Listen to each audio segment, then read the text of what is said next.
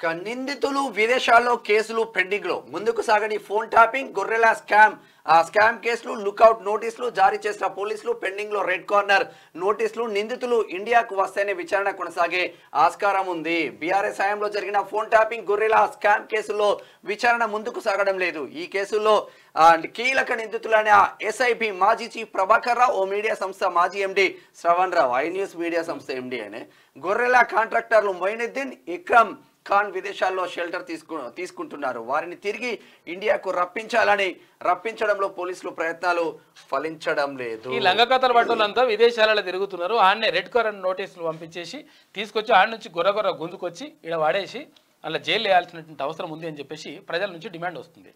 కాకపోతే ఏంటంటే ఈ లంగకథల పట్టులంతా విదేశాలకు వెళ్ళిపోతున్నారు అనమాట. వెళ్ళిపోయి ఆడుంటున్నారట. దాంతో ఏమవుతుంది, కేసులన్నీ కూడా పెండింగ్ ఉంటున్నాయి. ఏమవుతుంది, ఉన్నవారా అంటే నేను లేనని చెప్పేసి ఓ లాయర్ని పెడతాడు. లాయర్ని పెట్టేసి ఆయనకు గుండె జబ్బు వచ్చింది, లేకపోతే ఇంకో జబ్బు వచ్చింది, ఏం చెప్పిండు ప్రభాకర్ రావు, నేను క్యాన్సర్ ట్రీట్మెంట్ కోసం అమెరికా పోయినా అని చెప్పిండు. ఓఎస్డి కళ్యాణ్ గొర్రెల స్కీమ్ లో ఓఎస్డి కళ్యాణ్ కూడా అదే పని. కళ్యాణ్ ఏం చేసిండు, కళ్యాణ్ మొత్తం అన్ని పేపర్లు చింపేసి ఎవరి దగ్గర ఇప్పుడు తలసాని శ్రీనివాస్ యాదవ్ ఓజు ఉండే ఇక పేపర్లను చింపేసి తలగబెట్టి రాత్రిపూట మొత్తం మంట పెట్టి అంతా కథ అంతా చేసిండు. ఈ లంగ కథలు పడ్డోళ్ళంతా కూడా విదేశాలకు పోతురట. వాళ్ళ పని అధికారుల పైన వేటు పడతా ఉంది కానీ చేపించిన రాజకీయ నాయకులు మాత్రం ప్రశాంతంగా పెగ్గుల మీద పెగ్గులు వేసుకొని ప్రశాంతంగా ఉంటారు.